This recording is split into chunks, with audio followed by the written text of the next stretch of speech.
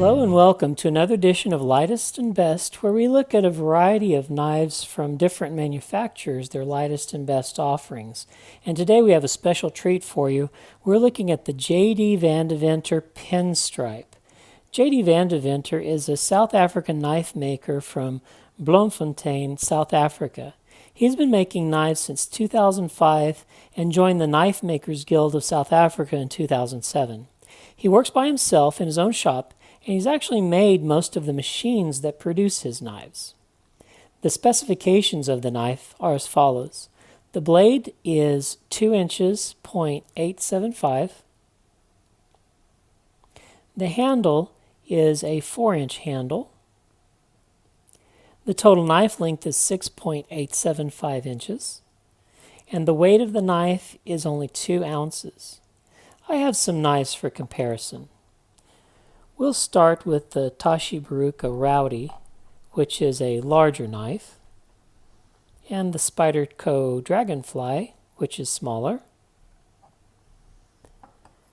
And we have the Spyderco Para 3, which is a slight bit larger, and the Ziba S1, which is smaller. And the Browse Spectre, which is a new knife out. The Spectre is approximately the same size. It may be a little bit larger. And lastly, the Guardian Helix Nano. And the Helix Nano is a bit larger. The blade on the Pinstripe is made of Bowler N690, which is a very common blade for South African knife makers. It has a hollow ground blade with a satin grind, and the flats are polished. The ricasso doesn't quite extend to the plunge grind, and it leaves the knife blade, as you can see, is sharpened all the way to the sharpening ricasso. However, because the ricasso didn't extend to the plunge line, it leaves this little triangular area which is not useful for cutting, so he could have gone a little further with the sharpening ricasso so that it could meet the plunge grind. I'll give you an example of a well-designed knife. This is the Browse knife, and as you can see, the blade is consistently thin and sharp all the way to the sharpening ricasso, and here, because they didn't take the ricasso all the way to the plunge grind, you have this little triangular area which is sharpened but is not useful for cutting. The method of deployment on the knife is by flipper. It flips well, flips fast, and I really like the flipper tab design. As you can see, the start of the flipper tab is neutral to ahead of the pivot, as it should be, and then it has some mild jimping on top. And it has a nice rounded surface area, which is functional both for light switching it and button pushing it. It is well done. I want to compare the Ziba S1. The Ziba S1 has a different flipper tab configuration. I'll compare the two. See how the Van Deventer is nice rounded with jimping, and the Ziba S1 is not rounded. It comes to a point here. So it's comfortable whenever you light switch it like this, but if you try to button push it, this point presses into you and it really hurts. So really with the Ziba, it's a light switch, and that's the limitation on that. This is a very well designed flipper tab, which I enjoy. The handle is made out of carbon fiber, and it has nested non-magnetic liners. And it has a nested liner lock, but there's a nest over here. As you can tell, the body screw is holding that, what I assume to be a titanium metal liner in place.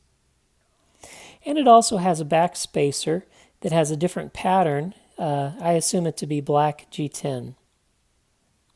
The pivot is a proprietary pivot, and on the other side, it has a central hole, and there is the ability to get a hex key in there. This is a 1.5 millimeter hex key, and actually the hex key turns that very nicely. I took it all the way out, however, and that does not secure the pivot or the handles at all. I don't really know what it's for. It's probably something to do with the knife maker, but that's decorative. You have to take this proprietary pivot off, or the handle scales do not come apart. The pivot runs on IKS bearings, as you can see here on the blade. You have the IKS logo on this side of the blade, and then the maker's mark, which is JD van Deventer, here on the show side of the scale. The lock on the knife is an embedded liner lock. It releases very nicely, and it's perfectly placed. As you can tell, it has 100% of the liner lock on the outside edge of the blade tang there. An embedded liner lock, so they mill out an area in the carbon fiber to place the liner lock, and as you can tell, whenever it's disengaged, it's completely flat with the surface of the interior of the carbon fiber. Other knife makers have done this. I want to get the Guardian Tactical knife here, and it has the same idea. It has an embedded liner lock. This has a hardened steel lock bar insert, and they've nested an area so that the liner lock, when you compress it, fits completely flat and flush, and I really like that design. It's nice and smooth and clean and sleek. The pocket clip is an unusual design. It hangs on the outside, and that allows you to see the beauty of the carbon fiber. I like that. One of the peculiarities of this is that there is not much room, turn it over this way, not much room between the handle scale and the ramp there. To say that that is 1 millimeter of clearance is really being generous toward the knife. I want to give you an example of one of my favorite pocket clips is the wire clip on the Spyderco. This is the Dragonfly, and as you can tell here, we have 3 to 4 millimeters of ramp, and you can get your pant pocket in there easily. This won't go down without a fight. Actually, the way I get in my pant pocket, I lift it a little bit to get it inside my pocket, because if you just try to get your pant in there, if you're wearing jeans or thick pants, it won't go in there. But I think it's worth the trouble because it's such a nice knife and a light knife. The ergonomics of the knife are very good. It is a nice straight flat handle. All of the edges are well chamfered so that there's no hot spots, and the pocket clip lays so close and flat against the handle scale that it has no hot spots whatsoever.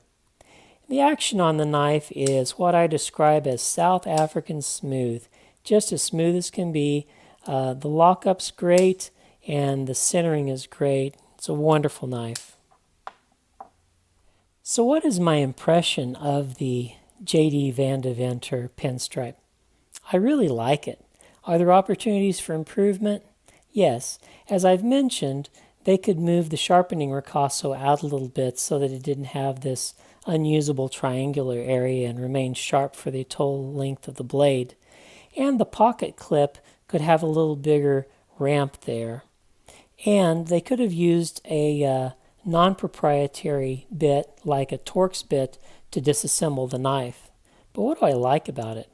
I like it that it's a light knife, a little less than a 3-inch blade and a 4-inch handle, so that it can be used in most states. And it reaches a weight of 2 ounces, 0.0, which is an elite group of light knives. So the JD van Deventer Pinstripe is a wonderful light gentleman's knife. It's the lightest and best knife from JD van Deventer, and I hope you enjoy it. Thanks for watching. Like and subscribe, and we'll see you on the next lightest and best video.